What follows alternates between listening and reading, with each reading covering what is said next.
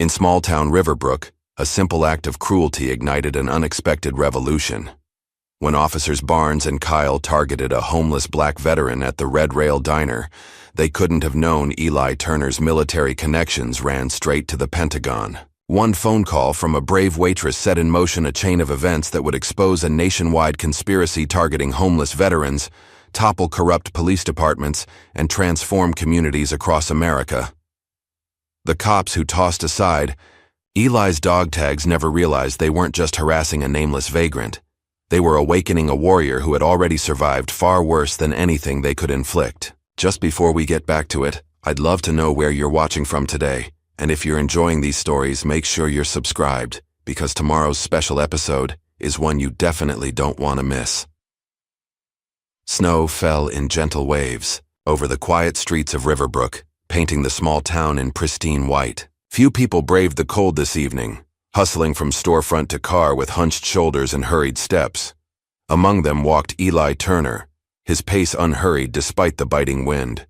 An old military jacket hung from his broad shoulders, worn but meticulously clean, with a faded U.S. flag patch sewn onto the sleeve. His pants were frayed at the edges, his boots cracked from years of wear, but there was a dignity in his bearing that contradicted his rough appearance. Eli's breath fogged in the cold air as he spoke softly to himself. Check the exits. Identify the threats. Maintain situational awareness. The words were part ritual, part memory. Mantras from another life that kept his mind focused when the world seemed determined to push him to its margins. A neon sign flickered ahead. Red Rail Diner. Open 24 hours. Through frosted windows, Eli could see the glow of warmth and the silhouettes of people enjoying hot meals. His stomach tightened with hunger. The monthly Veterans Assistance check had come in yesterday, small as it was, and tonight he could afford a proper meal. He paused before the entrance, brushing snow from his shoulders and straightening his posture. It had been 3 days since he'd been inside a proper building, 3 days of huddling in the abandoned railway station on the edge of town, keeping warm with salvaged newspapers and memories of desert heat. The bell above the door jingled as Eli stepped inside. The rush of warmth and the smell of coffee and grilled food enveloped him. For a moment he closed his eyes, savoring the sensation. When he opened them again, the diner had fallen silent. Conversations paused mid-sentence. Forks hovered above plates. Eyes darted toward him, then quickly away. A young mother pulled her child closer. An elderly man glanced nervously at his wallet on the table and slipped it into his pocket. Eli had seen this before, too many times. He chose an empty stool at the counter, one with clear sight lines to both the front door and the kitchen exit. Old habits. Just passing through, he murmured to no one in particular.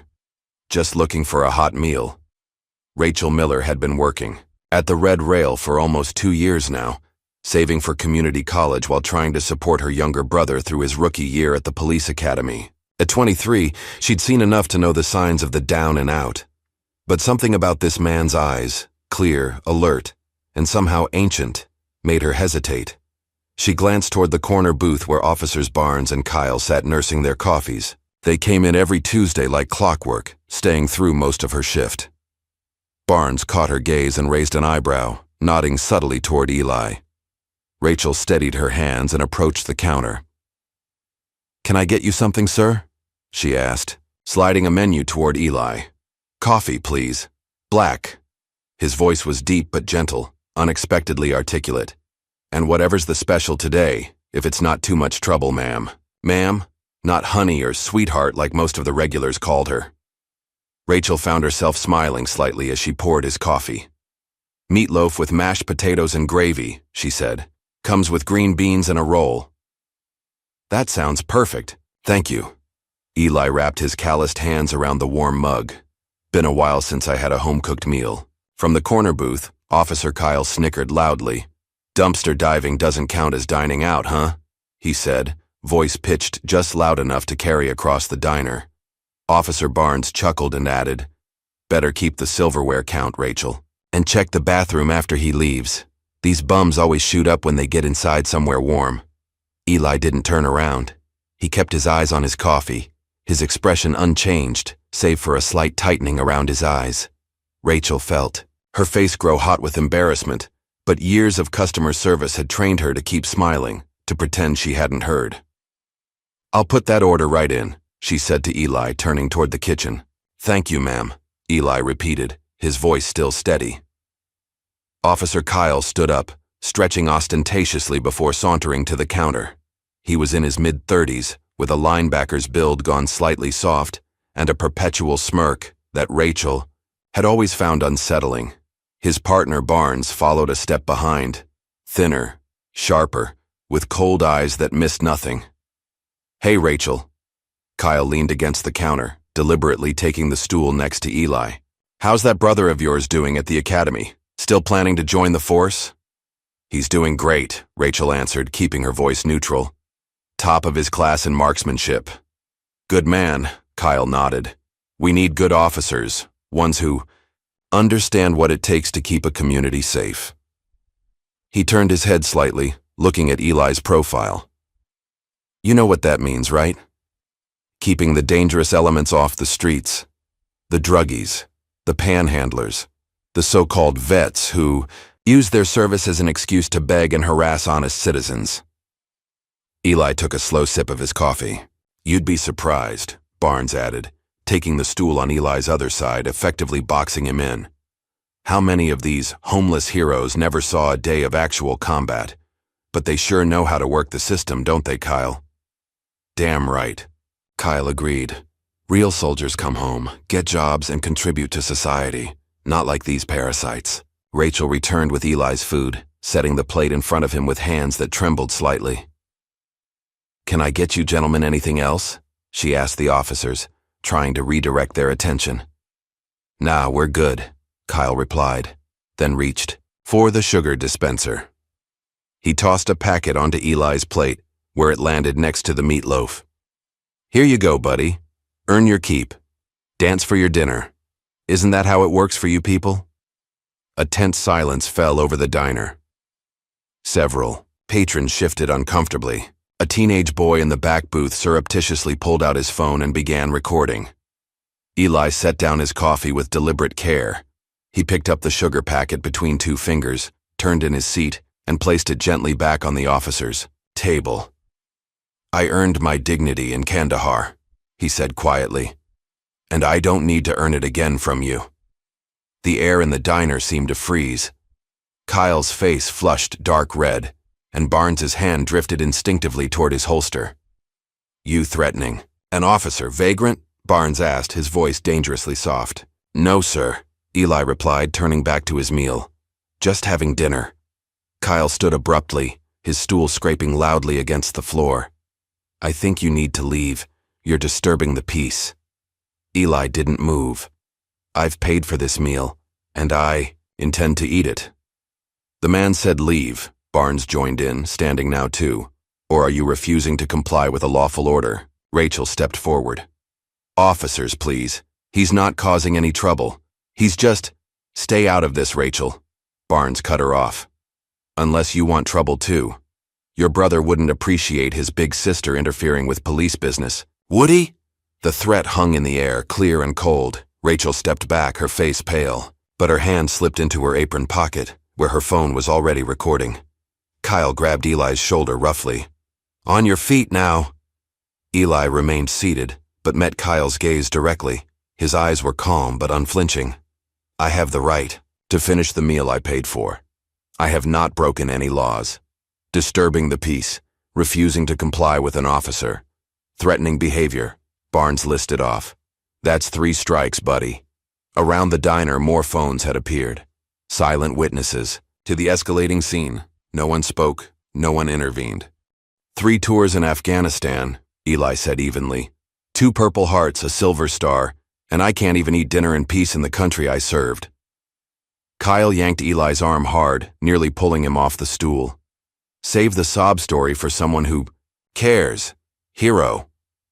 As the officers began to forcibly remove him, Eli looked directly at Rachel. His expression was resigned, but determined. "If something happens to me," he said clearly, ensuring she could hear, "call General Whitaker at the Pentagon. Tell him Eli Turner is in trouble. Rachel's eyes widened. Was this homeless man delusional? Did he really think he had connections at the Pentagon? Barnes laughed harshly. Yeah, and I've got the president on speed dial. Let's go, Turner. They dragged Eli toward the door, his feet barely touching the ground. He didn't resist, didn't struggle, but maintained his dignity even as they manhandled him through the diner. Back to your meals, folks, Kyle called over his shoulder. Just taking out the trash. The diner's door swung open, letting in a blast of cold air. Rachel hurried after them, staying in the doorway as they dragged Eli across the parking lot and slammed him against their patrol car with unnecessary force. Eli grunted in pain, but remained silent as they roughly patted him down. The chain around his neck caught on Barnes's watch, and his dog tags clattered to the snowy ground. Kyle deliberately stepped on them, then kicked them aside with a smirk. Oops, he said, shoving Eli into the back seat. Guess you're not such a hero after all. The cruiser's door slammed shut. The engine started with a roar, and the patrol car pulled away, disappearing into the swirling snow. Rachel stood shivering in the doorway for a long moment. Then she hurried into the parking lot, searching until she found Eli's dog tags half buried in the snow. The metal was cold against her palm as she brushed away the ice crystals to read the embossed text. Turner, Elijah J. O. Paz, Methodist. Her phone felt heavy in her pocket. The recording was still running. With trembling fingers, she pulled it out and stopped the video. Then, taking a deep breath, she unlocked her phone again and whispered, "Please don't be crazy." Back inside the Red Rail diner, Rachel huddled in the employee bathroom, her hands still shaking. She stared at her phone screen. The Pentagon's main number pulled up and ready to dial. This was insane.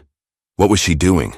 Calling the Pentagon because some homeless man told her to? She'd probably get laughed at or worse, get in trouble for wasting government time. But the look in Eli's eyes haunted her. The quiet dignity. The way he hadn't fought back. And those dog tags now tucked safely in her pocket felt like a weight of responsibility. Just do it, she whispered to herself, and pressed the call button. The line rang 3 times before a professional female voice answered. Department of Defense, how may I direct your call? Rachel swallowed hard. I need to speak with General Whitaker, please. It's about Eli Turner. He's in trouble. A pause. One moment, please. Rachel expected to be disconnected or redirected to voicemail. Instead, after a series of clicks and transfers, a new voice came on the line.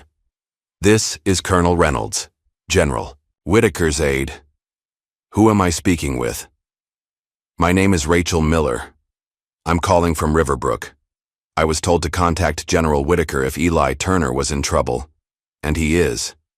2 police officers just arrested him, and I'm afraid they're going to hurt him. Another pause, longer this time. Rachel could hear muffled conversation in the background. Miss Miller, please hold for General Whitaker. The seconds stretched into an eternity.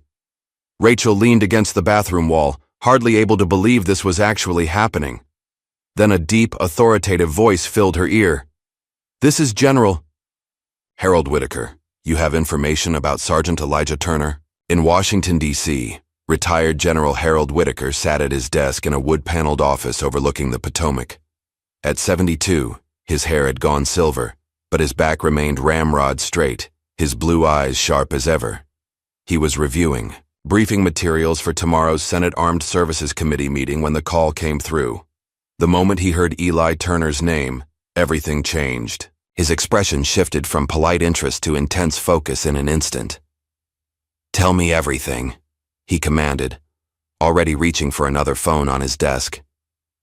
As Rachel recounted the events at the diner, Whitaker's jaw tightened. By the time she finished, he was on his feet, pacing the length of his office. Miss Miller, you did exactly the right thing. I want you to send me that video recording immediately. My aide will text you a secure number. Then I want you to go home and stay there. Do not discuss this with anyone else for now. Is that clear? Yes, sir, Rachel replied, relief washing over her. But what about Eli? Will he be okay? Sergeant Turner is one of the finest soldiers I've ever had the privilege to command, Whitaker said, his voice softening slightly. And I take care of my people. Always. After ending the call, Whitaker stood motionless for a moment, his mind 20 years in the past. The heat had been oppressive that day in 2003, dust coating everything as their convoy moved through the narrow streets of a small village outside Kandahar. Intelligence had reported Taliban movement in the area, but everything seemed quiet. Too quiet. The first RPG hit the lead vehicle without warning. The second took out the rear. They were boxed in, taking fire from rooftops and windows on all sides. Whitaker, then a colonel, had been thrown from the Humvee, his leg pinned beneath the burning vehicle. He'd given the order for his men to fall back, to save themselves, but Staff Sergeant Elijah Turner had refused. No man left behind. "Sir," Turner had said, his young face streaked with blood and grime. "Not today. Not ever." Under relentless enemy fire, Turner had organized a counterattack, creating enough of a distraction to free Whitaker and carry him to safety. Then he'd gone back, rescuing 3 more wounded soldiers before the air support arrived. Now, Whitaker picked up his secure line and dialed a number from memory. "This is General Whitaker. Authorization code, Sierra Echo 94 Alpha." A pause. "I need an immediate intervention at the Riverbrook Police Department in..." He checked his computer. "Western Pennsylvania. One of our decorated veterans is being held there under questionable circumstances. I want DoD Internal Affairs on site within the hour." He made 5 more calls in rapid succession, to his contacts at the Department of Justice, to the Secretary of Defense's office, to an old friend who now headed the Veterans Affairs Administration. "It's about Eli Turner," he said each time. And each time strings were pulled, favors called in, wheels set in motion. The system that had failed Eli Turner for years was now being activated at its highest levels to protect him. In the holding cell of the Riverbrook Police Station, Eli sat with his eyes closed, his breathing measured and even. The concrete bench was cold beneath him. His ribs ached where Barnes had landed an accidental blow while escorting him inside.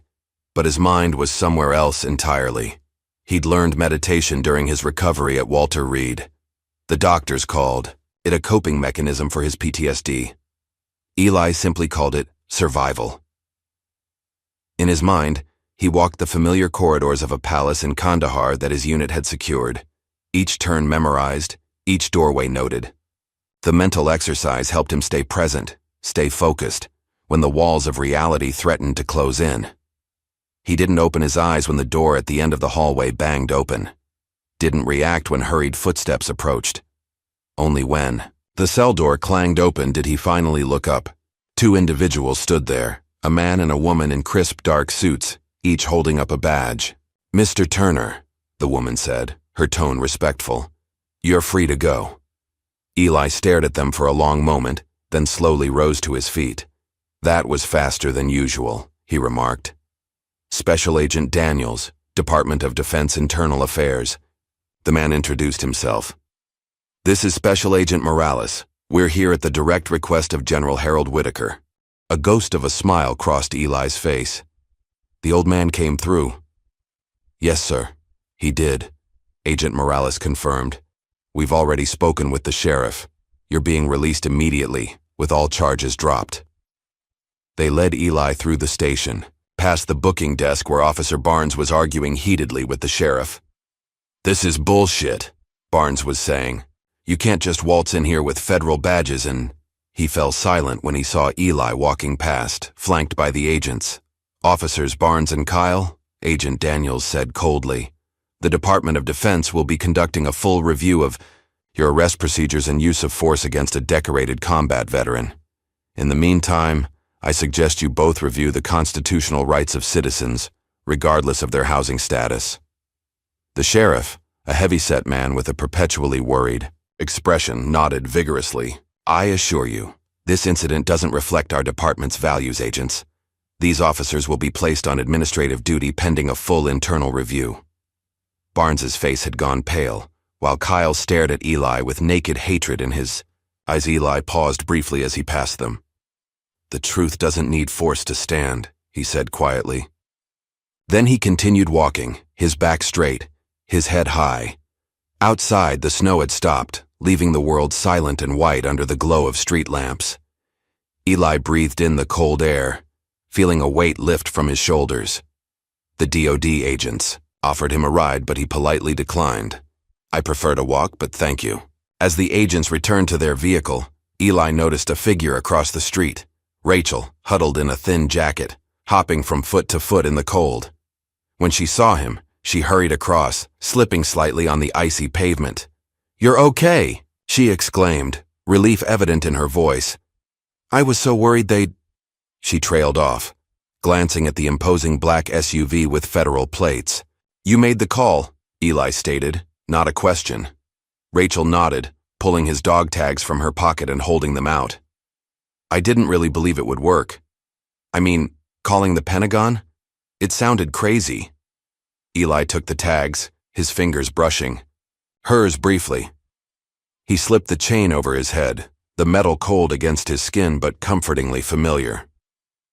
"It always works," he said, tucking the tags under his shirt. "Truth scares cowards. And General Whitaker always keeps his promises." "Who is he?" Rachel asked. "How does a general at the Pentagon know you by name?"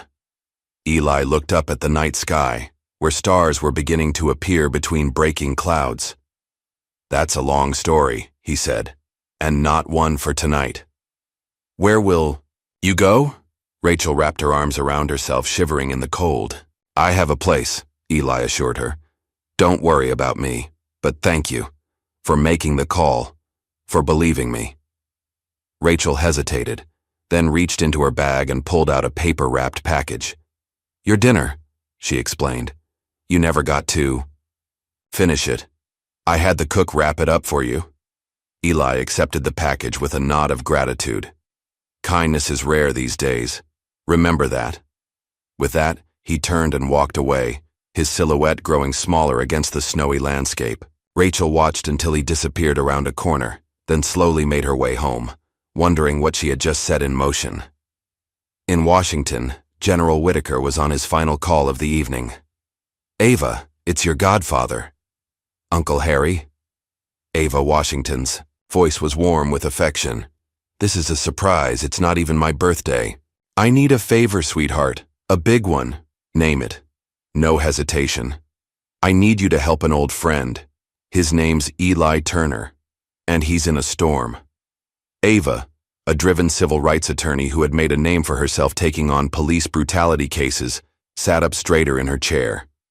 "What kind of storm?" "The kind that needs someone with your particular skills to navigate," Whitaker replied. "Pack a bag. I'm sending a car for you in an hour.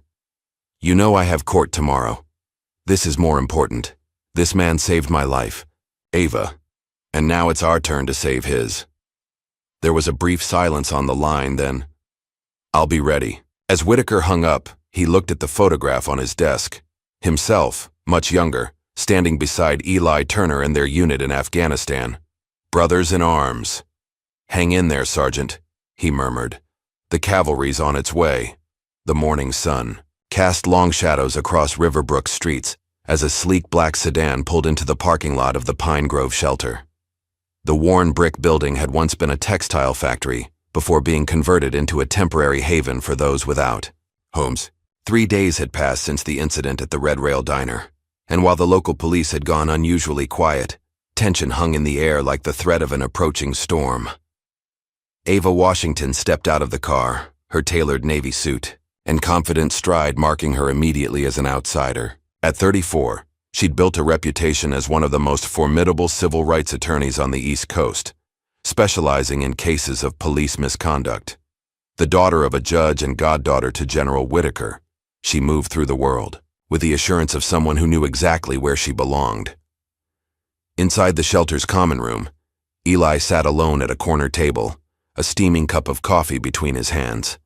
His eyes tracked Ava the moment she entered, assessing her with the quiet vigilance that had kept him alive through 3 tours in Afghanistan and 5 years on the streets. "Mr. Turner," Ava approached, extending her hand.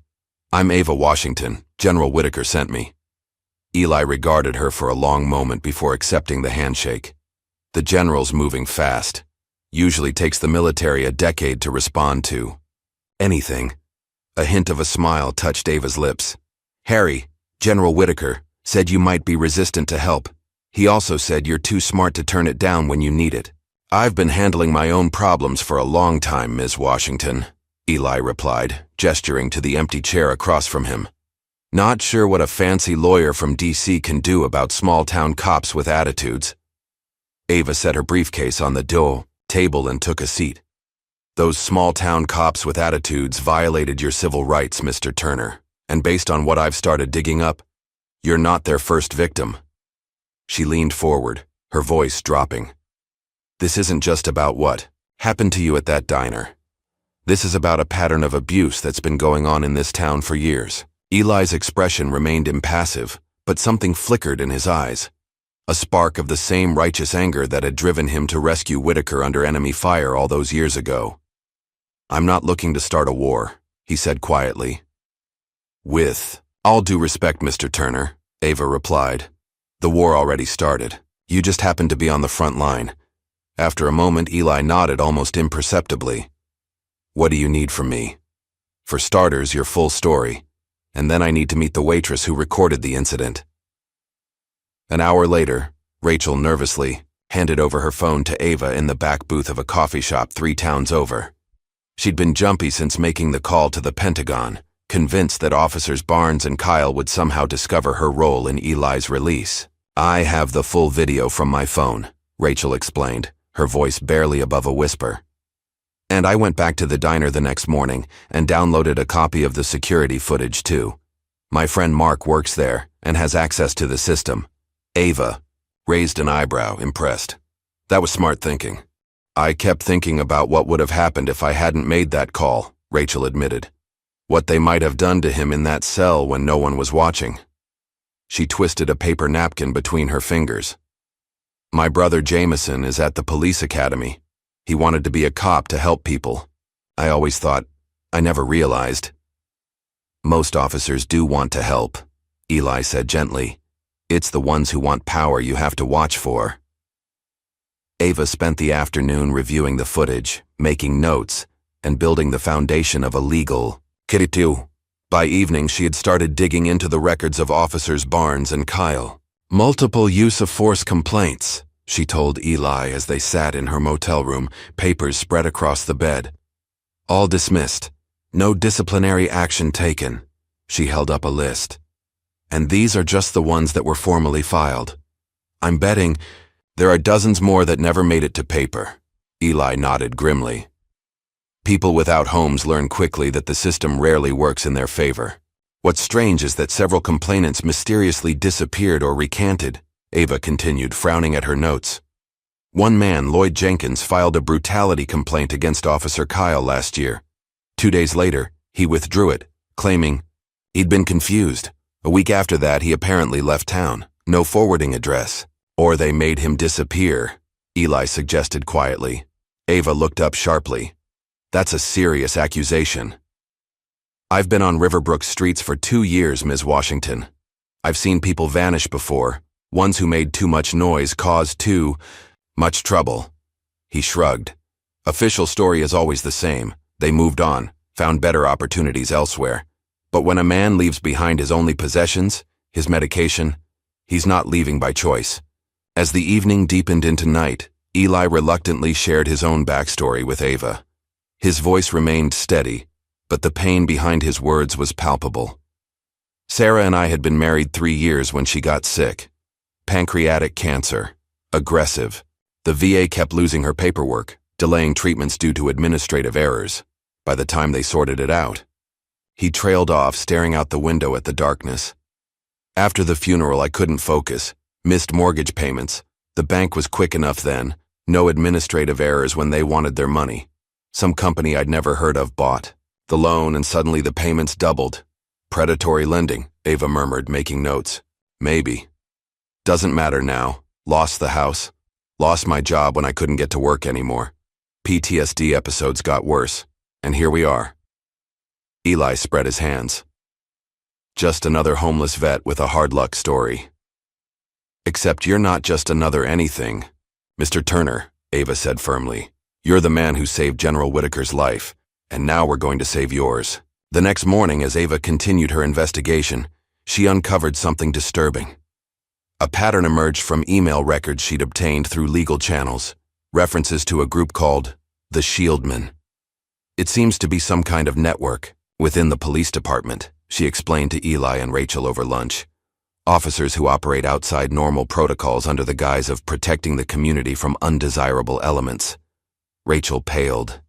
"That sounds like something from a bad movie. Unfortunately, it's all too real," Ava replied. "And based on these communications, both Barnes and Kyle are members, along with at least 6 other officers in the department, including Captain Broderick, who heads the Internal Affairs Division." "The fox guarding the henhouse," Eli muttered. Throughout the afternoon, Ava interviewed other unhoused individuals in Riverbrook. Their stories painted a disturbing picture: systematic harassment, unexplained injuries during arrests, belongings lost while in custody, and in several cases, people being transported miles outside town limits and abandoned in the middle of the night. They call it helping them move on to better opportunities. An elderly man named Frank explained, his weathered face a map of deep lines and old scars. "Happened to my buddy Thomas last winter. They picked him up for loitering outside the library.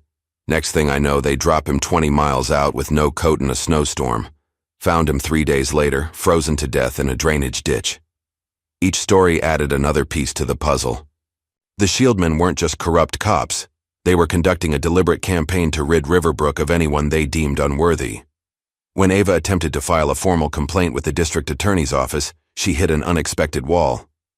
"I'm sorry, Ms. Washington," the assistant DA, a nervous young man named Alan Parker, told her.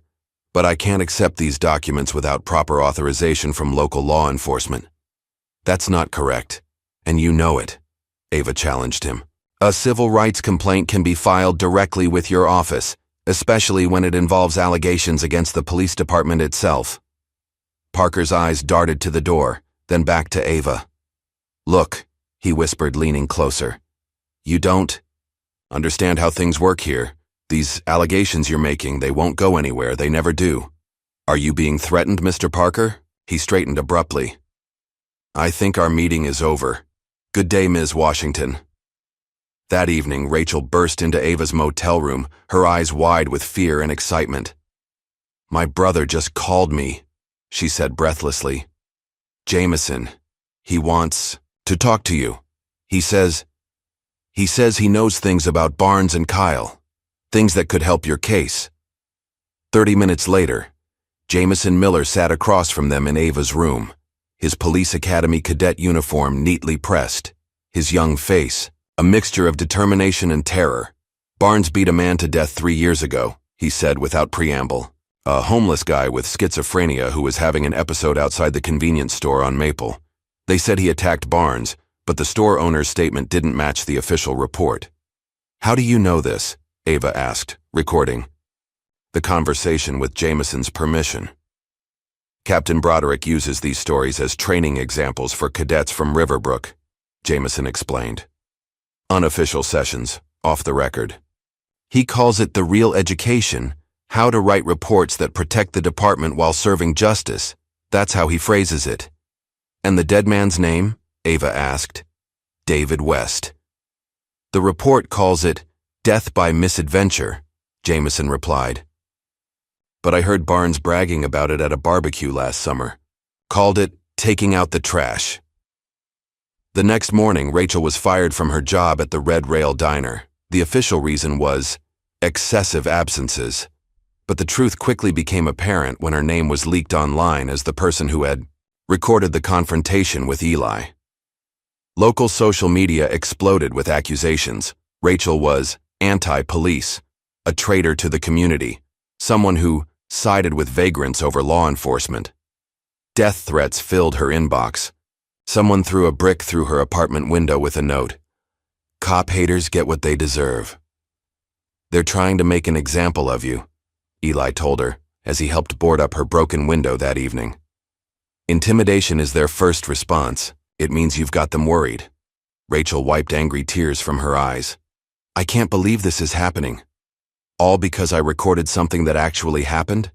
Because I didn't want them to hurt you? They always hit truth first, Eli said, hammering a nail with precise measured strokes. Then they lose.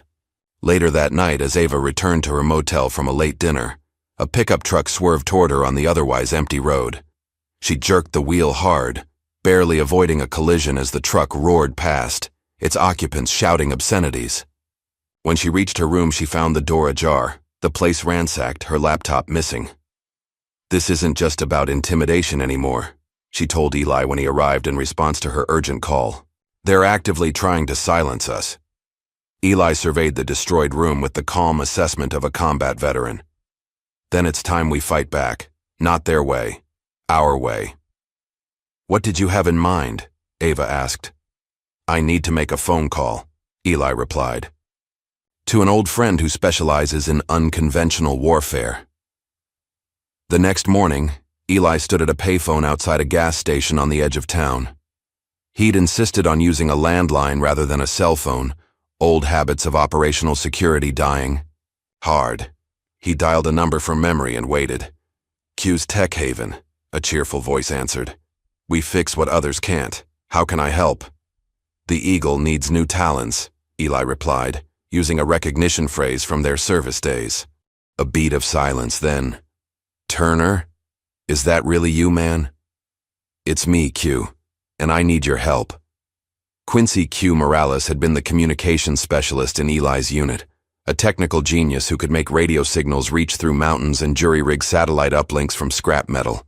An IED had taken both his legs below the knee 6 months before their tour ended, but it hadn't diminished his skills or his spirit. Eli had carried him 3 miles to an extraction point while under enemy fire, refusing to leave him behind even, as Q begged him to save himself. "Where are you?" Q asked, his tone immediately shifting to business. "Riverbrook, Pennsylvania. Small town with big problems." "I know it. That place has been on my radar for a while now. Local police have an unusually high rate of use of force incidents against homeless individuals." Q's keyboard clicked rapidly in the background. "Give me 6 hours. I'll bring the cavalry." True to his word, 6 hours later, a modified van with the logo Q's Tech Haven painted on the side pulled into the parking lot of Ava's new motel. She'd switched locations after the break-in, using cash and a pseudonym to secure the room. Q rolled his wheelchair down the vehicle's ramp with practiced ease. At 38, he retained the upper body strength of the soldier he'd once been, his arms corded with muscle beneath his worn Batman t-shirt. Behind him came 3 other individuals, 2 men and a woman, each carrying specialized equipment in heavy cases. Eli met them outside, and the reunion hit him with unexpected emotion. He and Q clasped forearms in the grip they'd used in Afghanistan, both men's eyes suspiciously bright. "Still getting into trouble, I see," Q said with a grin. "Still pulling me out of it, I hope," Eli replied. Inside the motel room, introductions were made. Besides Q, the team consisted of Marcus Ghost Wilson, a former intelligence analyst with a particular talent for digital forensics; Brianna Trace Hamilton, an ex-military police officer who specialized in counterintelligence; and Jordan Link Peterson, a cybersecurity expert who had worked for the NSA before opening his own security firm. "We run a legitimate tech business," Q explained to a somewhat overwhelmed Ava and Rachel, "but we also operate a non-profit on the side, unofficial support for veterans who fall through the cracks of the system, especially when they're being targeted by corrupt authorities." "Is that legal?" Rachel asked hesitantly. Trace smiled. "We operate in gray areas, but we never break the law. We just find information that's already there, waiting to be discovered." "We're digital archaeologists," Link added. "We dig up buried secrets. And in my experience," Ava said, her legal mind quickly adapting to the new allies, "evidence is admissible regardless of how embarrassing it might be for the perpetrators, as long as it was legally obtained." "Exactly," Q nodded. "Now, let's talk strategy." Within hours, Q's team had converted the motel room into a command center. Multiple laptops were networked together, specialized equipment monitored police band radio, and Ghost had even managed to tap into the traffic camera feed covering most of downtown Riverbrook. First priority is establishing secure communications, Q explained, as he handed out encrypted phones to everyone. These can't be tracked or tapped. Use them exclusively from now on. Second, Trace continued, we need to map the network of corruption. Who's connected to whom? Who gives the orders? Who carries them out? And third, Link added, we follow the money. Corruption this systematic usually has financial motives somewhere in the chain. As the technical team set up their equipment, Eli brought Rachel aside. This might get dangerous, he warned her. You don't have to stay involved. Rachel straightened her shoulders. They threatened me, destroyed my reputation, and tried to run Ms. Washington off the road. I'm already involved and I'm not backing down now. Eli nodded, recognizing the same determination he'd seen in young soldiers facing their first combat mission. Just be careful. These people play dirty. Over. The next 3 days, Q's team worked tirelessly, piecing together the digital footprint of the Shieldmen.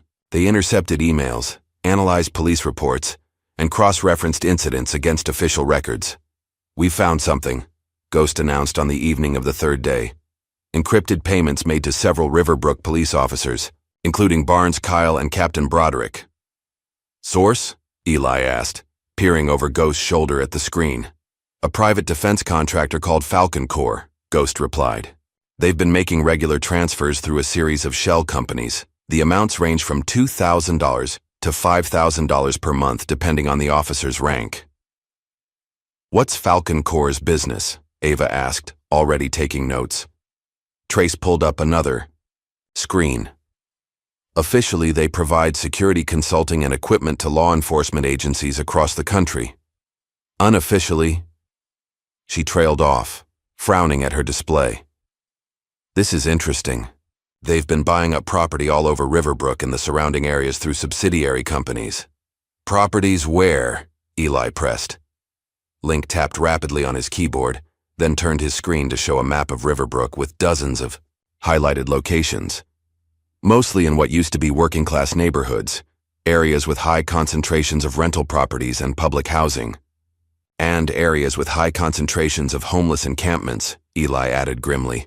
They're gentrifying, and we're in the way. While Q's team continued their digital investigation, Ava began interviewing other homeless veterans in the area. Their stories formed a disturbing pattern that matched what they were discovering through the data. They targeted us specifically, explained a woman named Diane Miller, who had served as a military nurse in Iraq. Police would show up at our campsites, confiscate our belongings for health and safety violations, and tell us to move on. If we refused, they'd arrest us on trumped-up charges. Did they ever mention where they wanted you to go? Ava asked. They'd tell us to head to Maplewood or Grantsville, Diane replied, naming towns over 20 miles away. Said they had better services for veterans there. But when we'd arrive, we'd find those towns had even stricter anti-camping ordinances and no shelter space. With each interview, the picture became clearer.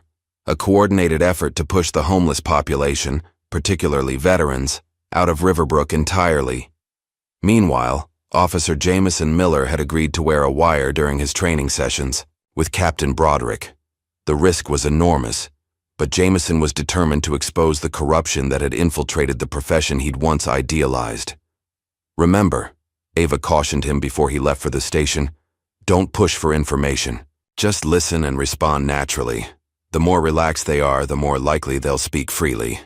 Jameson nodded, nervously adjusting the nearly invisible wire beneath his uniform shirt. I understand. I won't let you down. The recording he brought back that evening exceeded their expectations. Not only had Kyle and Barnes openly bragged about cleaning out trash and getting bonuses for every bust, but Captain Broderick had explicitly mentioned the arrangement with Falcon Corps. The company needs these properties clear by end of quarter, Broderick had told the cadets during an unofficial briefing. Every vagrant you remove puts money in the city's pocket, and ours. It's a win-win. But what about those who won't go? A cadet had asked. That's why we have the holding cells in the old warehouse, Broderick had replied casually. Sometimes people need extra persuasion to understand they're not welcome here anymore. Rachel, who had been quietly supporting the team's efforts while searching for a new job, suggested a different approach to bring public attention to the situation. People respond to faces, to real stories, she explained. What if we created short videos about the veterans being targeted, humanize them, show their service, their struggles, and how they're being treated now? With Q's technical assistance, Rachel began filming mini-documentaries featuring willing veterans. She edited them carefully, contrasting their honorable service with their current treatment by Riverbrook authorities. The first video featuring Eli's story was uploaded to social media platforms on a Thursday evening. By Friday morning, it had over 1 million views. The response was immediate and overwhelming. Local news stations picked up the story. National veterans organizations issued statements of support. Justice for Eli began trending on social media. The pressure forced Judge William Harmon, who had expunged multiple excessive force complaints against the Shieldmen, to agree to a meeting with Ava. Under careful questioning, and with the implied threat of exposure, the judge revealed a disturbing truth. Broderick has files on everyone, he admitted, his hands trembling as he poured himself a third whiskey. He calls them cop files, dirt on judges, council members, business owners, anyone who might oppose him. He threatened to expose an affair I had years ago, said my family would be destroyed. So you buried the complaints, Ava stated flatly. I did what I had to do to protect my family, the judge whispered. God help me. With each new piece of evidence, the team refined their plan to expose Broderick and the entire Shieldmen network. They would use live-stream testimony, hidden surveillance, and media attention to force accountability. We need to move quickly, Eli warned during their strategy session. The more pressure we apply, the more desperate they'll become. His words proved prophetic. That same afternoon, as Rachel left the motel to pick up lunch for the team, a police cruiser pulled alongside her. Officer Kyle stepped out, his face twisted in a mockery of a smile. Rachel Miller, he said, you're under arrest for interference with police business and tampering with evidence. That's ridiculous, Rachel protested, backing away. I haven't tampered with anything. Your video says otherwise, Barnes added, emerging from the driver's side. Get in the car, now. Despite her protests, despite the broad daylight and the busy street, the officers forced Rachel into the cruiser and sped away. The abduction was captured by a traffic camera that Q's team had hacked into. Within minutes, Eli was organizing a response. They won't take her to the station, he said, his voice calm but his eyes blazing with controlled fury. That would be too public now with all the attention. They'll take her to their off-the-books location, the warehouse Broderick mentioned. Using the city's camera network, Q's team tracked the cruiser's movements to an abandoned industrial area on the outskirts of town. The vehicle disappeared into a dilapidated warehouse complex that had once housed a furniture manufacturing business. I need 4 volunteers, Eli said, his military training taking over as he formulated a rescue plan. Former combat veterans preferred. This is going to be dangerous, but we do this by the book. No weapons, no excessive force. Our job is extraction only. Get Rachel out safely. Within an hour, Eli had assembled a team of 5 veterans, each with specialized skills from their military service. They approached the warehouse complex from different directions, using hand signals and encrypted radio communications to coordinate their movements. Using thermal imaging equipment borrowed from Q's tech arsenal, they located 2 heat signatures in a small outbuilding, one seated and stationary, likely Rachel, and one moving around the confined space, presumably a guard. Eli led the approach, moving with the silent precision that had made him a legendary squad leader in Afghanistan. At his signal, 2 veterans created a diversion at the main entrance, while Eli and the remaining 2 approached the outbuilding from the rear. The lock on the door was simple, quickly defeated by one of Eli's team. Inside, they found Rachel tied to a chair, a bruise forming on her cheek but otherwise unharmed. Officer Barnes sat nearby, seemingly waiting for further instructions. The officer reached for his weapon, but Eli moved faster. With a single, precise strike, the same technique he'd used to disarm insurgents in close-quarter combat, he knocked Barnes unconscious. Are you hurt? Eli asked Rachel as he quickly untied her restraints. She shook her head, adrenaline and relief making her voice tremble. I'm okay, They were waiting for Broderick to arrive. They kept asking about the evidence we've collected, They helped her to her feet. Rachel pulled a small recording device from her shoe. "I never stopped recording," she said with a shaky smile. "Not since they grabbed me." Eli's team melted away from the warehouse complex as quickly as they had arrived, leaving Barnes unconscious but unharmed. By the time police reinforcements arrived in response to the disturbance at the main entrance, Rachel was safely back at the motel, surrounded by the team and already reviewing the damning audio she'd captured. "They admitted everything," she said, her voice steadier now as determination replaced fear. "Kyle said, and I quote, 'No one's gonna believe a junkie or some homeless war freak. We bury people like that.'" Ava's expression was grim, but satisfied, as she listened to the recording. "This, combined with everything else we've gathered, is enough to bring this whole corrupt system down." Eli nodded, his eyes meeting Q's across the room. "Then let's bury them instead." The morning after Rachel's rescue, tension and determination filled the air in the makeshift command center. Eli sat quietly in a corner, watching as Q's team huddled around a laptop, the audio file from Rachel's recording playing for the third time.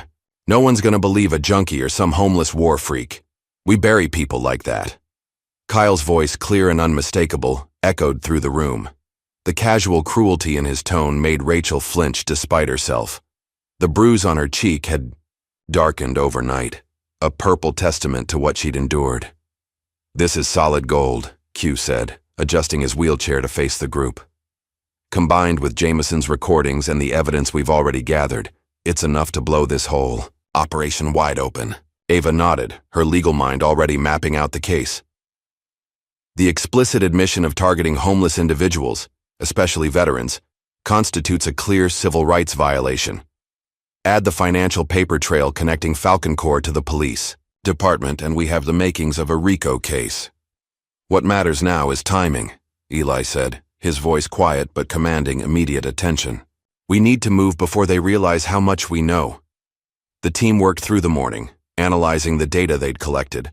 By early afternoon, Ghost emerged from his digital excavation with a breakthrough. "I've cracked into a hidden server," he announced, waving the others over to his screen. "It contains the entire vagrant suppression initiative dating back 3 years. Internal memos, officer evaluations based on removal quotas, payouts from Falcon Corps. It's all here." Trace leaned closer, scanning the files. "This goes beyond Riverbrook. Look at these distribution lists. Multiple towns, coordinated efforts, Shieldmen chapters embedded in police departments across 3 counties. It's a nationwide scandal waiting to erupt," Ava breathed, scrolling through page after page of damning evidence. "They've been systematically targeting minorities, veterans, and activists under the guise of community stability, and Falcon Corps has been funding it all." "But why?" Rachel asked, still trying to process the scale of the corruption. "Why would a defense contractor care about homeless people in small towns?" "Property values," Eli answered grimly. "Look at the development plans in these files. Falcon Corps' subsidiary companies have been buying up properties in cleaned areas at bargain prices, then flipping them for massive profits once the undesirable elements are gone." The revelation hit Rachel hard. She'd witnessed the changing face of her hometown over the past few years, coffee shops replacing diners, luxury condos rising where affordable housing once stood, but had never connected it to the increasing aggression toward the homeless community. "My brother was part of this," she said, her voice breaking slightly. "He must have known." As if summoned by her words, there was a knock at the door. Q quickly switched the monitors to an innocuous screen while Eli moved to answer it, one hand discreetly reaching for the knife at his ankle. It was Jameson, still in his cadet uniform, but with dark circles under his eyes and a haunted expression on his young face. "I need to talk to my sister," he said without preamble. Rachel stepped forward, crossing her arms defensively. "What is it?" "Not here," Jameson replied, glancing nervously at the others. "Privately." Eli shook his head slightly. "Anything you need to say to Rachel, you can say in front of all of us. We've all earned that trust." After a tense moment, Jameson's shoulders slumped. "I'm sorry," he said, looking directly at Rachel. I should have spoken up sooner. I knew, not everything, but enough. Enough to know it was wrong. Then why didn't you? Rachel demanded. The hurt in her voice unmistakable. Jameson's eyes dropped to the floor. I was recruited right out of the academy by Broderick. He said I had potential, that I could go far if I understood how things really worked. His voice trembled slightly. Then he showed me a file. Pictures of you, your apartment, your daily schedule. He said, "Your career starts with loyalty. Cross us and your family pays the price." The room fell silent as his words sank in. Rachel's anger visibly deflated, replaced by a mixture of horror and sympathy. "Textbook intimidation tactic," Eli commented, though his tone was gentler than his words. "Use family as leverage." "I tried to protect you by playing along," Jameson continued, finally looking up. "But after what they did to you yesterday, I can't do it anymore. I won't be part of this." Ava stepped forward. "We can protect you both, but we need everything you know. Names, operations, locations, all of it." Jameson nodded grimly. "I'll tell you everything." As the day progressed, the pieces came together with alarming clarity. The SHIELD men operated as a shadow organization within multiple police departments, identifying and removing problem individuals to facilitate Falcon Corps' property acquisitions. Officers who participated received substantial bonuses, while those who questioned the operations found themselves marginalized or threatened. In the late afternoon, Eli excused himself from the group. He needed time alone to process what they'd uncovered, to prepare himself for what was coming next. He walked to a small memorial park downtown, where a wall honored fallen soldiers from the area. His fingers traced over a familiar name etched in the polished stone: Malik Johnson, his best friend, his brother in all but blood, who had died in the ambush in Kandahar, the same day Eli had saved General Whitaker. "This time, we make it count," Eli whispered to the silent stone. "This time we finish the mission." He was so absorbed in his thoughts that he almost missed the black SUV that drove slowly past the park entrance, the driver watching him with deliberate intensity. But the instincts honed through years of combat and survival kicked in. Something was wrong. Eli hurried back to the motel, arriving just in time to see several police vehicles with flashing lights surrounding the building. Officers in tactical gear were already entering the room where Q's equipment was set up. Staying out of sight, Eli called Q's encrypted phone. "They're raiding us," Q answered immediately, his voice tense but controlled. "Anonymous tip about suspicious computer activity. They're claiming we're hackers threatening national security." "Everyone okay?" Eli asked, watching as officers emerged with laptops and equipment. "They roughed us up a bit. I got a fractured arm when they flipped my wheelchair. Trace and Ghost are fine. They're taking our gear, but we prepped for this. Everything's been uploaded to secure servers they can't access." "Where's Rachel?" "She and Ava were out getting food when it happened. Link is with them. Jameson was here. They arrested him for interfering with police operations. Eli Broderick was leading the raid personally. This is getting dangerous fast." "Stay low," Eli advised. "I'll contact you through the backup channels." He ended the call just as a hand closed on his shoulder. Spinning around, he found himself face to face with Rachel, her eyes wide with fear. "They took everything," she gasped. "All our evidence, all Q's equipment." "Not everything," Eli assured her calmly. "Q's team planned for this. The raid just confirms we're on the right track. They're scared." Ava joined them, her expression grim but determined. "We need to accelerate our timeline. Rachel's next video needs to go live tonight. It has to show the raid, expose the shieldmen, and lay out Broderick's connections to Falcon Corps." "Can we do that without Q's equipment?" Rachel asked anxiously. Link emerged from around the corner, a slim laptop under his arm. "Always have a backup," he said with a tight smile. "I was carrying this when the raid happened. It has everything we need." That night, working from a new location, a vacant apartment owned by one of Eli's veteran contacts, they finalized and uploaded Rachel's most powerful video yet. It detailed the raid, explained the Shieldmen's operations, and included edited, portions of the audio recordings that exposed Broderick's illegal activities. The public response was immediate and overwhelming. By morning, the video had gone viral, with millions of views and thousands of shares. Justice for Eli began trending nationally. Local news stations picked up the story, and by mid-afternoon, even national media outlets were covering the scandal. Ava's phone rang constantly with calls from state senators, investigative journalists, and civil rights groups offering support and resources. The movement they'd started was gaining unstoppable momentum. "It's working," Rachel said, amazed as she scrolled through the responses pouring in. "People are listening. They believe us." "Truth has power," Eli replied simply. "Especially when it's been buried for so long." The pressure was taking its toll on the Shieldmen. By evening, reports came in that Officer Barnes, now suspended pending investigation, had contacted Broderick with an offer to testify in exchange for immunity. "He's panicking," Ava noted. "They all are. When corrupt systems start to collapse, it's always the same. Everyone scrambles to save themselves." Eli nodded, but his expression remained troubled. "Which makes them more dangerous than ever. Broderick won't go down without a fight, and he'll eliminate anyone he sees as a threat." As if confirming his words, Q called with disturbing news. Barnes had been found dead in an alley behind the police station, an apparent drug overdose according to the preliminary report. "Convenient timing," Q remarked darkly. "Especially since the body was found without the wire he was supposedly wearing when he met with Broderick." "They're eating their own," Eli told Ava grimly. "The walls are closing in and Broderick is tying up loose ends." That night, after the others had finally succumbed to exhaustion, Eli sat alone by the window, watching the quiet street below. He pulled out his phone and dialed a number he hadn't used in years. "It's Turner," he said when the call connected. "I need the old squad. All of them. I'm in the middle of something big, and it's about to get bigger." The voice on the other end was silent for a moment, then, "Just like forward base victory?"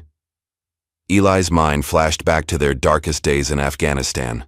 Surrounded, outgunned, but refusing to surrender. "Exactly like that," he confirmed. "We need eyes, ears, and boots on the ground, and we need them now." "Consider it done," the voice replied. "The old squad is coming." 3 days later, Ava stood at a podium in Riverbrook's community center, addressing a packed hall of citizens, reporters, and cameras, live streaming to a national audience. The town hall meeting she'd organized had drawn far more attention than anyone had anticipated, with people lining the walls and spilling out into the parking lot. "Today, we give voice to those who have been silenced," she began, her confident tone carrying to every corner of the room. "Today, we shine light on a darkness that has been allowed to grow within our justice system." In the front row sat Eli, Rachel, and Jameson, along with several other victims of the Shieldmen's targeting. Q and his team managed the technical aspects of the event from a control room they'd set up in the back. Over the past weeks, we have uncovered evidence of systematic civil rights violations against homeless individuals, particularly veterans, in Riverbrook and surrounding communities, Ava continued. "This isn't about isolated incidents or a few bad officers. This is about an organized effort to criminalize poverty for the financial benefit of private interests." As she spoke, screens behind her displayed documents, emails, and financial records, all carefully selected to build an irrefutable case against the Shieldmen and Falcon Corps. Across town, Captain Broderick held his own hastily assembled press conference on the steps of the police station. Flanked by several officers, including Kyle, he presented a united front of righteous indignation. "These outrageous accusations are nothing more than an attack on law enforcement integrity," he declared to the small gathering of local reporters. "Elijah Turner is a dangerous, unstable vagrant with delusions of grandeur, manipulating public sympathy with false claims and doctored evidence." But Broderick's audience was dwindling by the minute, as reporters received alerts about the bombshell testimonies being delivered at Ava's town hall. One by one, they slipped away to cover the bigger story, leaving Broderick shouting his denials to an increasingly empty space. Back at the community center, Rachel took the podium, her voice steady despite her nervousness. "I grew up in Riverbrook. I've worked at the Red Rail Diner since I was 19. I always believed our police were here to protect all of us." She touched the faded bruise on her cheek. But when I saw Officers Barnes and Kyle assault a man for simply existing in a public space, when I heard them mock his military service, when they threatened me for trying to help him, I couldn't stay silent anymore. Jameson followed, his cadet uniform replaced by civilian clothes, his young face solemn with responsibility. "I joined the academy because I wanted to serve my community," he began. "Instead, I was taught how to target the vulnerable, how to falsify reports, how to be part of a system that valued property over people." His voice broke slightly. "I'm ashamed of my silence, but I refuse to be silent anymore." One by one, victims shared their stories. A mother whose teenage son had been beaten by Kyle for sitting on a bench outside their apartment complex after curfew. An elderly veteran forced to abandon his meager possessions when officers threatened him with arrest for illegal camping. A small business owner pressured to call police any time a homeless person lingered near his store. Each testimony built upon the last, creating a devastating portrait of systematic abuse and corruption. Finally, it was Eli's turn to speak.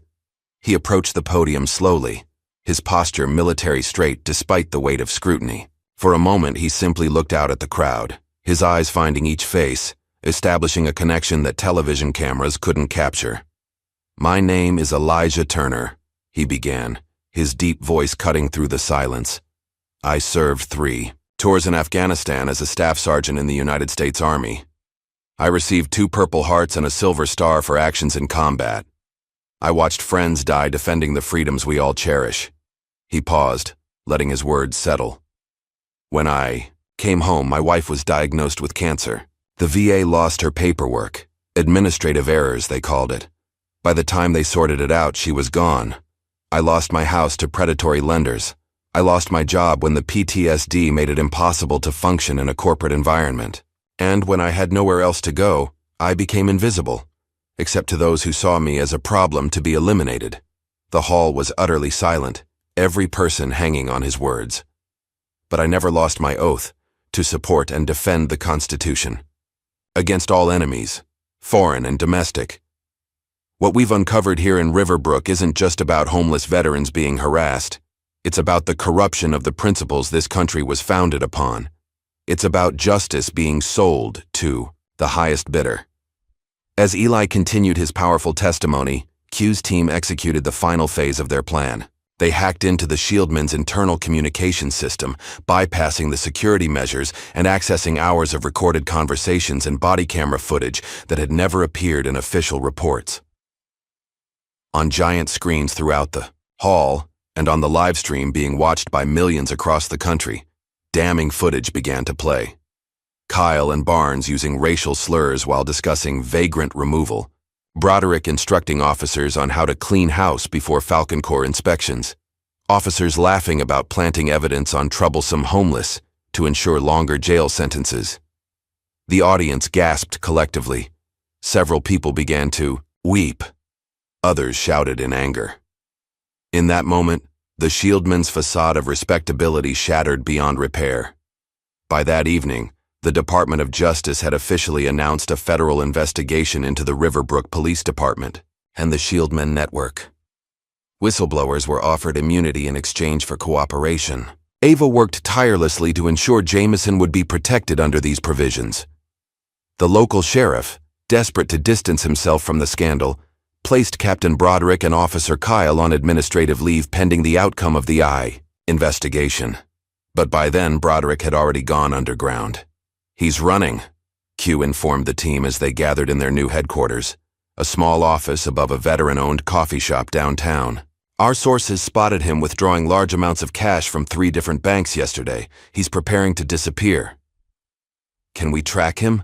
Ava asked, the legal prosecutor and her unwilling to let Broderick escape justice.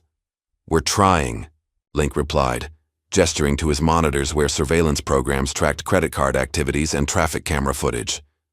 "But he's being careful, using burner phones, cash only, staying off main roads." Eli exchanged a look with Q. "He'll contact Falcon Corps," Eli predicted.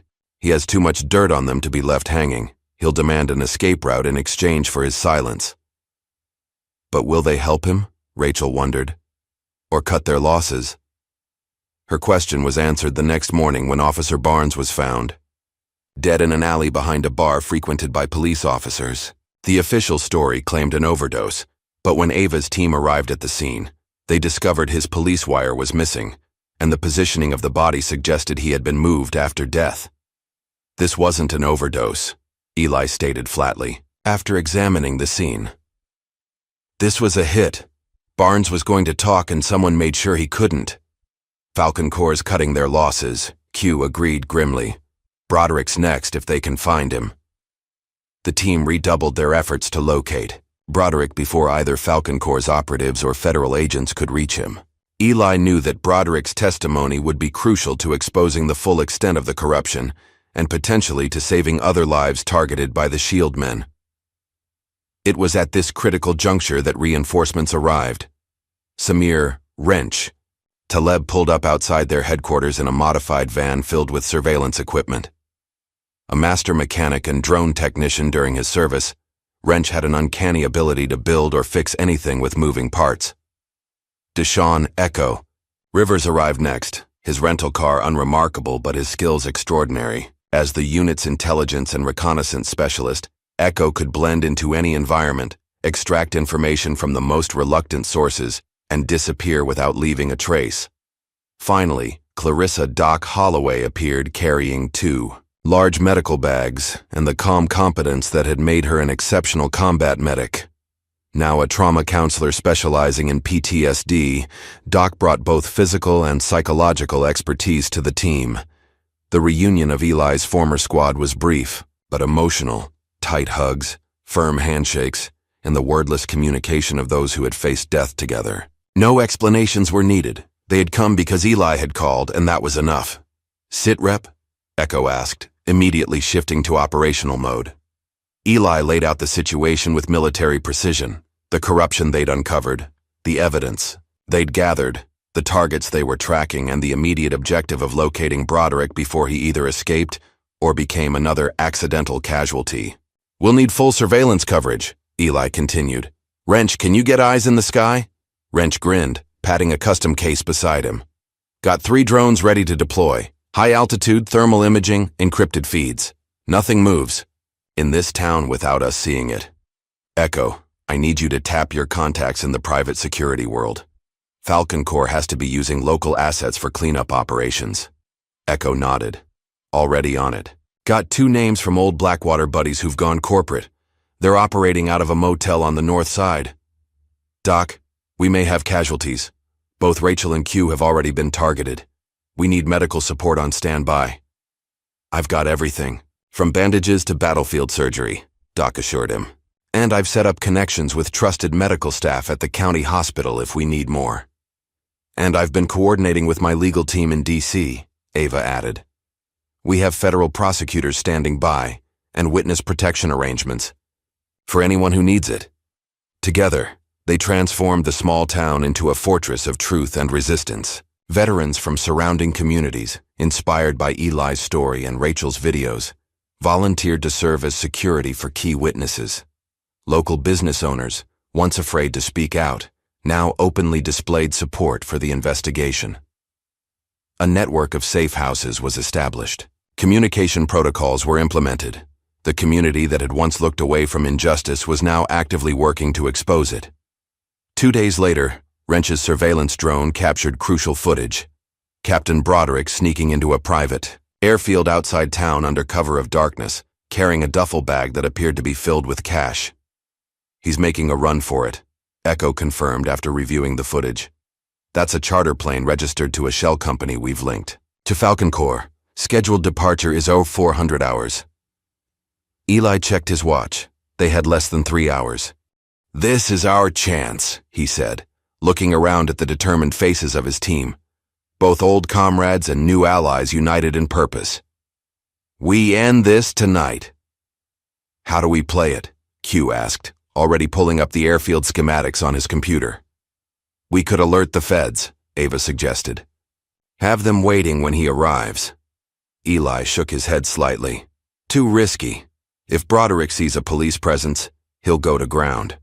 And if Falcon Corps has inside connections with federal agencies, which we suspect they do, They might get tipped off. So what's the alternative? Rachel asked. Eli's expression was calm but resolute. I go in alone, one-on-one, me and Broderick. That's too dangerous, Doc protested immediately. He's desperate, probably armed. And I'm a combat veteran who knows exactly what I'm doing, Eli countered. Broderick doesn't want a confrontation. He wants escape. I just need to delay him until our federal contacts arrive. After heated debate, a compromise was reached. Eli would make the initial approach, with Echo providing sniper overwatch from a nearby hangar. Wrench would pilot drones to monitor the perimeter, while Doc and Q coordinated from a mobile command post half a mile away. Ava would have federal agents on standby, ready to move in on her signal. As the team made final preparations, Rachel pulled Eli aside. Be careful, she said, concern evident in her eyes. Broderick has nothing left to lose. Eli's expression softened slightly. People with nothing left to lose are actually the most predictable, he replied. They only have one goal, survival. I understand that better than most. He checked his watch again. It was time. The final confrontation awaited. The veterans' war on home soil was about to reach its decisive battle. The private airfield lay, quiet under a blanket of stars, a small island of concrete amid rolling farmland. A single runway stretched like a dark ribbon across the property, illuminated only by low blue lights that seemed to float in the darkness. The wind carried the scent of jet fuel and wet earth as Eli moved silently through the shadows, every sense heightened. Wrench status, he whispered into his comm unit. Drone shows one heat signature in the hangar office. Wrench's voice replied softly in his ear. Another approaching from the access road. Vehicle moving slowly, lights off. Likely our target. Echo, you in position? Affirmative, came the calm response. I have clear sight lines to both the hangar and the runway. If he makes any sudden moves, I can disable him non-lethally. Eli adjusted his position behind a fuel truck, giving himself a clear view of the small office attached to the main hangar. Inside, a figure moved restlessly, probably the pilot waiting for his passenger. Headlights briefly swept across the access road before disappearing. A car door opened and closed. Footsteps crunched on gravel, growing closer. Captain Broderick emerged from the darkness, a large duffel bag slung over his shoulder. Even from a distance, Eli could see the strain in his posture, the nervous way he kept glancing over his shoulder. The man was unraveling. Eli waited until Broderick was halfway to the hangar before stepping out of the shadows, directly into his path. Going somewhere, Captain? Broderick froze, his hand instinctively reaching toward his waistband where his service weapon would normally be. Don't, Eli advised quietly. My friends have you covered from multiple angles. This ends tonight, one way or another. Broderick's face, illuminated by the distant runway lights, twisted with contempt. Turner, I should have known. He let his hand fall away from his waistband. You just don't know when to quit, do you? I learned persistence in Kandahar, Eli replied, his voice steady as he maintained a careful distance. Where did you learn? To sell out your oath to serve and protect? Save the moral lecture, Broderick sneered. You have no idea how the real world works. Do you think anyone actually cares about homeless vets? About justice? It's all about money and power. Always has been. And that justifies targeting people who served their country, beating them, falsifying reports, driving them out of town like they're garbage to be disposed of? Broderick laughed harshly. You're a washed-up shell of what you once were, Turner. We provided a valuable service. The town improves. Property. Values go up. Everyone benefits. It's just business. You sent men to die for power, Eli replied, his voice low and intense. I watched them die for people. That's the difference between us. For a moment, they stood in silent confrontation. Two men representing opposite sides of a moral divide too vast to bridge. Then Broderick's expression shifted, a calculating gleam replacing the contempt. What do you want from me? Money? I've got plenty. He patted the duffel bag. Take half. Start over somewhere. A man with your skills could... I don't want your blood money, Eli cut him off. I want justice for every person you and your shield men targeted. Justice, Broderick repeated mockingly. There's no justice in this world, Turner, only winners and losers, and I don't intend to lose. With surprising speed for a man his age, Broderick reached into his jacket and pulled out a small pistol. But before he could aim, floodlights suddenly illuminated the airfield, temporarily blinding both men. Federal agents, drop your weapon, a voice commanded through a loudspeaker. In the confusion, Broderick swung his gun toward Eli, desperation overtaking reason. Echo's shot rang out from his position, precise, controlled, hitting Broderick's shoulder. The captain cried out in pain, his weapon falling to the tarmac. Within seconds, federal agents swarmed the airfield, converging on their location with weapons drawn. Ava emerged from one of the vehicles, flanked by 2 senior agents. I thought. We agreed to wait for my signal, Eli said as she approached, though there was no real reproach in his tone. Plans changed when he pulled that gun, Ava replied. I wasn't about to let him shoot you. As agents secured Broderick and read him his rights, they cataloged the contents of his duffel bag. Nearly $500,000 in cash, 3 fake passports, and a flash drive that likely contained insurance against Falcon Corps' betrayal. Captain David Broderick, you're under arrest for civil rights violations, conspiracy, extortion, and attempted assault with a deadly weapon, the lead agent announced formally. You have the right to remain silent. Broderick, clutching his wounded shoulder, glared at Eli with pure hatred. This won't stick, he hissed as they led him away. Falcon Corps has people everywhere. Judges, prosecutors, politicians. You've started a war you can't win. Eli watched impassively as they loaded Broderick into a vehicle. The war started when you decided some lives were worth less than others, he said, though not loudly enough for Broderick to hear. And it ends when justice is served, no matter how long that takes. The federal investigation moved with unprecedented speed, largely due to the mountain of evidence Ava's team had assembled. 3 days after Broderick's arrest, a formal hearing was convened at the federal courthouse in Pittsburgh. The case had drawn national attention, with major news networks broadcasting live from outside the building. Inside the packed courtroom, Ava presented the complete Shieldmen case, hundreds of pages of abuse, collusion, and cover-ups. She used Rachel's footage, Q's data, and testimonies from victims across the country to paint a comprehensive picture of systematic civil rights violations orchestrated by police departments and funded by corporate interests. What we've uncovered is not just a local issue, she told the judge, her voice ringing with controlled passion. The Shieldmen network operates in at least 7 states, targeting vulnerable populations, particularly homeless veterans, to facilitate corporate land grabs disguised as community improvement initiatives. The judge, an imposing woman with decades of civil rights experience, listened intently as Ava laid out the case. When the hearing concluded, she issued immediate injunctions against all identified Shieldmen chapters and ordered a nationwide investigation into Falcon Corps' activities.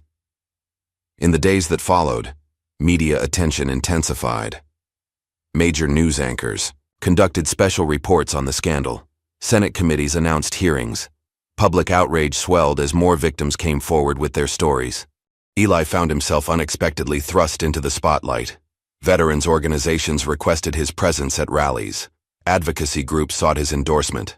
A prominent senator even called to personally invite him to speak before Congress. I'm not a politician, Eli told Q after declining the 3rd interview request of the day. I'm just a soldier who saw something wrong and tried to fix it. Sometimes that's exactly what people need, Q replied, looking up from his rebuilt computer system. Not politicians or celebrities, just someone who stands up for what's right, no matter the cost. The cost had indeed been high. Eli still had no permanent home, though a local veteran had offered him a spare room for the duration of the proceedings. His PTSD episodes had increased with the stress, leaving him sleepless and hypervigilant. And despite the growing support, he mourned for those who hadn't survived the Shieldmen's targeting, including his friend Thomas, who had frozen to death after being abandoned miles from town. Doc Holloway noticed his struggle. During a quiet moment at their temporary headquarters, she sat beside him, her medical training giving way to her counselor's intuition. You're carrying them all, she observed gently. Every veteran who didn't make it home. Every homeless person, targeted by Broderick. You can't save everyone, Eli. I know, he replied, staring at his calloused hands. But I'm still grieving for those I couldn't. That grief is important, Doc acknowledged. But so is recognizing what you've accomplished, what you've started, this movement. It's bigger than one town now. It's going to help thousands. After a long moment, Eli nodded. Sarah would have liked that, he said quietly, referring to his late wife. She always said my stubbornness would save me someday. She was right, Doc smiled.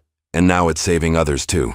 The next morning, Eli received a formal request to address a joint congressional committee on veteran homelessness and police reform. Initially, he refused, still grieving, still preferring to work behind the scenes. But after heart-to-heart conversations with Doc and Rachel, he reconsidered. This isn't about you, Rachel reminded him. It's about using your voice for those who still don't have one. When Eli finally took the podium in Washington, D.C., his speech was fiery and powerful. Dressed in a donated suit, but standing with military bearing, he addressed the packed chamber with unflinching honesty. I stand before you not as a hero, but as a witness, he began. A witness to the suffering of those who served their country only to be abandoned by the systems meant to support them. A witness to the corruption that values profit over human dignity. A witness to the courage of ordinary people who risked everything to expose the truth. He called for comprehensive veteran housing reform, mandatory oversight for police departments, and legal protection for whistleblowers. He named those who had died on the streets, reading a list of 23 veterans who had perished in Riverbrook, alone over the past 5 years. Their deaths were not inevitable, he said, his voice thick with emotion. They were the result of choices. Choices made by individuals who decided some lives matter less than others, and choices made by institutions that looked the way rather than confront uncomfortable truths. When he finished, the room erupted in a standing ovation. Even cynical legislators who had initially attended only for the publicity were visibly moved. The committee chairman immediately called for emergency funding for veteran support programs and promised swift legislative action on police reform. Back in Riverbrook, changes were already taking place. The Red Rail Diner reopened under new management, the previous owner having been implicated in collaborating with the Shieldmen to report homeless disturbances. Rachel was offered her old job back, but she had found her calling elsewhere. I'm opening a non-profit cafe, she told Eli during a video call, her excitement palpable even through the screen. We'll employ homeless veterans, provide job training, and serve as a community hub for support services. Would you help me paint the walls when you get back? Eli smiled, a rare, genuine expression that transformed his weathered face. I'd be honored. Jameson, after providing crucial testimony against Broderick and several other Shieldmen, entered a rehabilitation program for the trauma he'd endured during his police training. Later, he joined Ava's team as a full-time investigator, using his inside knowledge to help identify and expose corrupt practices in other departments. The Falcon Corps scandal continued to expand. Their CEO was indicted on multiple federal charges. Their stock plummeted as investors fled. Class action lawsuits were filed on behalf of communities targeted by their gentrification schemes. And throughout it all, the movement that had begun, with a confrontation at a small-town diner, continued to grow. A grassroots campaign for dignity, justice, and second chances that transcended political divisions and united people across the country. One evening, exactly 6 months after the incident at the Red Rail Diner, Eli walked through the same snowy street where his story had begun. But now, instead of the worn military jacket and frayed pants, he wore a sharp charcoal suit donated by a veterans support group. His posture was upright, his gaze clear, his steps purposeful. As he passed a young homeless veteran huddled in a doorway, a man recently returned from overseas, still shell-shocked and disoriented, Eli paused. He knelt beside the young man, meeting his eyes with understanding few others could offer. I've been where you are, he said softly, extending his hand. And I can show you a way forward if you're willing to take it. 1 year after Eli Turner first walked into the Red Rail Diner, Riverbrook had transformed. The small town that had once systematically persecuted its homeless population now stood as a national model for veteran support and community integration. Large crowd gathered in the morning sunshine for the dedication of the Turner Veterans Community Center, a renovated factory building that now housed transitional apartments, mental health services, job training facilities, and a medical clinic specifically designed for veterans' needs. Q led the ceremony from his wheelchair, his health fully restored after the injuries sustained during the police raid. Children from the center's after-school program surrounded him, wearing T-shirts emblazoned with Veterans for Justice across the front. Today we celebrate not just a building, Q addressed the assembled crowd, but the birth of a movement. A year ago, one man refused to be silenced. Today, thousands stand with him, demanding dignity and justice for those who served. In the front row sat General Whitaker, now serving as a special advisor to the President's Commission on Veteran Homelessness. Beside him, Ava smiled proudly, her work on the Shieldmen case having culminated in landmark legislation named the Dignity Act, providing unprecedented protections for homeless individuals nationwide.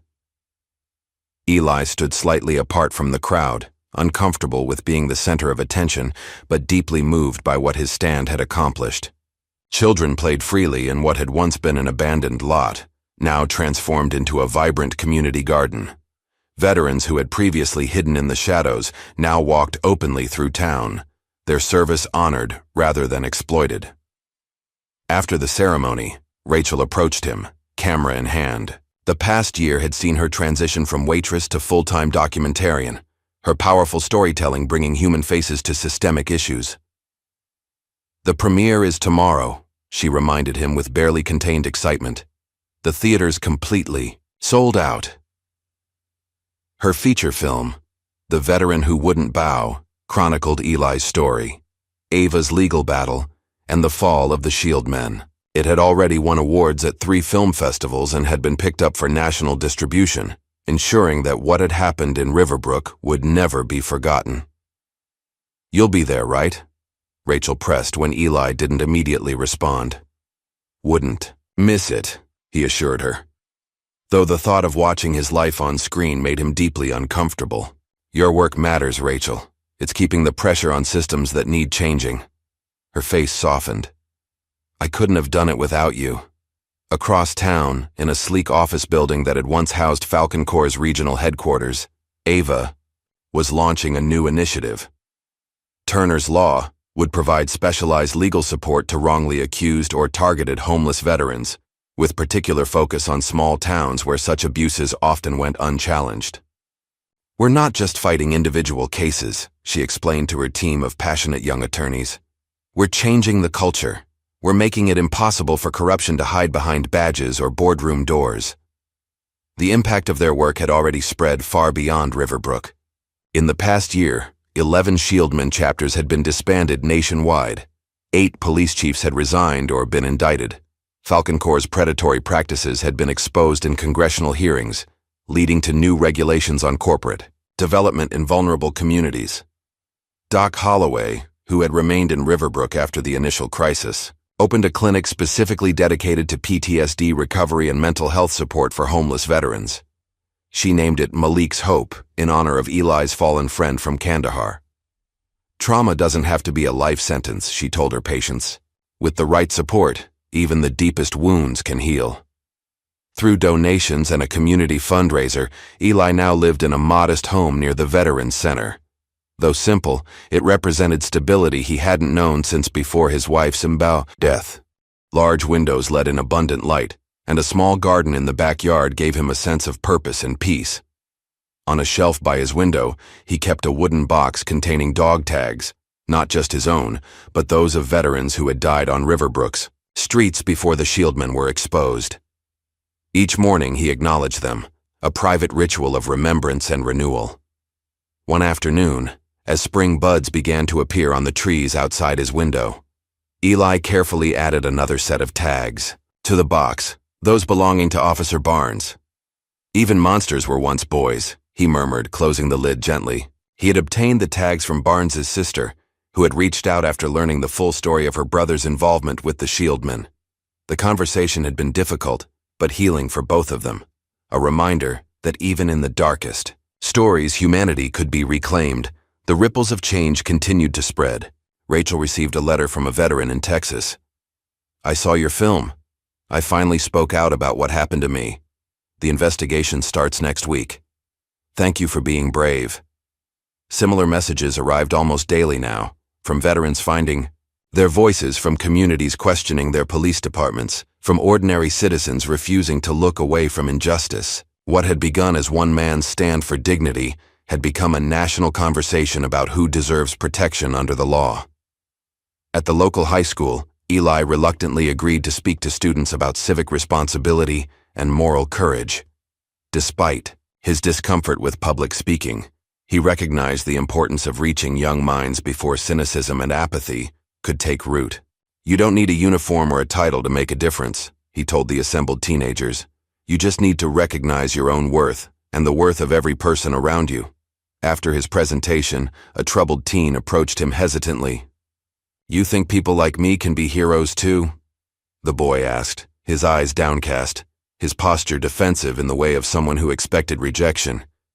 Eli regarded him thoughtfully. "You already are," he said with quiet certainty. "You just haven't heard your story yet." The last Shieldman chapter was officially disbanded on a crisp autumn day, almost 18 months after Eli's confrontation with Barnes and Kyle. Department of Justice reforms had been passed, implementing strict oversight for police interactions with homeless individuals and mandatory reporting of all use of force incidents. The Veterans Community Center received a national honor for innovation in social services. General Whitaker, watching the ceremony broadcast from his D.C. office, felt his eyes fill with unexpected tears of pride. The young sergeant who had saved his life in Kandahar was still saving others, in ways neither of them could have imagined. On a chilly evening in late November, Eli returned to the Red Rail Diner for the first time since his arrest. The place had been renovated, its atmosphere warmer and more welcoming under the new ownership. He chose the same stool at the counter where he had sat that snowy night nearly 2 years earlier. A young waitress approached with a coffee pot. "Can I get you something to eat, sir?" she asked with genuine warmth. "The special, please," Eli replied, the sense of déjà vu both painful and healing. When she returned with his meal, she set it before him with a smile. "It's on the house, sir. Thank you for everything you've done for our town." Eli started to protest, but the sincerity in her eyes stopped him. Instead, he simply nodded his thanks and began to eat. A simple meal made extraordinary by the context of how far things had come. After dinner, Eli made one final stop. At the newly completed memorial wall inside the community center, he carefully placed a framed photograph of Malik Johnson, his best friend who had died in the ambush in Kandahar. The photo joined dozens of others, creating a mosaic of lives connected by service, sacrifice, and finally, remembrance. Children ran past in the corridor, their laughter filling the air as a tutoring program wrapped up for the evening. Volunteers chatted as they prepared for the next day's job fair. A therapy group for veterans with PTSD shared coffee in the lounge, their faces reflecting both past pain and present healing.